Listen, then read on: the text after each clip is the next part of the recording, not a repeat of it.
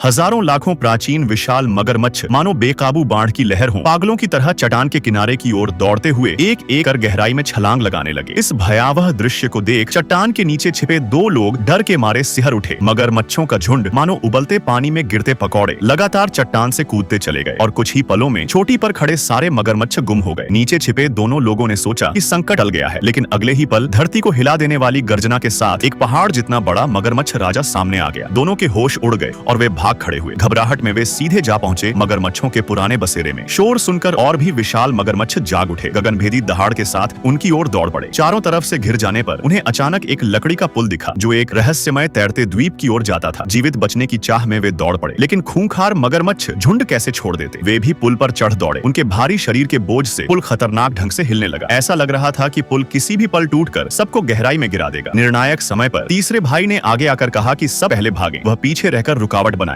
उसने अपनी सुनहरी चमकती बड़ी तलवार निकाली, पूरा जोर लगाकर पुल के बीच पर वार किया। पुल तुरंत टूट गया। मगरमच्छों का पीछा वहीं रुक गया, लेकिन इसका मतलब यह भी था कि तीसरा भाई अब खुद मुसीबत में फंस चुका था। आखिरी क्षण में वह जोर से कूदा और 10 मीटर दूर चट्टान की उभरी चट्टान को पकड़ लिया। नीचे गिरते मगरमच्छों का मौत का झरना बह रहा था, जिसे देखकर उसके भी पसीने छूट गए। सुरक्षित जगह पहुंचे बाकी लोग सांस संभाल ही रहे थे कि उन्होंने ऊपर देखा। बादलों और धुंध से घिरा शतरंज की गोटियों जैसे पहाड़ों वाला एक तैरता द्वीप उनके सामने था, मानो किसी स्वर्ग जैसा दृश्य। उन्होंने सोचा कि अब वे सुरक्षित हैं, पर उन्हें क्या पता था कि इस निषिद्ध द्वीप में इससे भी भयानक जीव उनका इंतजार कर रहे थे। तो अब सवाल ये है, अगर आप होते तो क्या उस तैरते द्वीप पर कदम रखते या यहीं किनारे रुक जाते।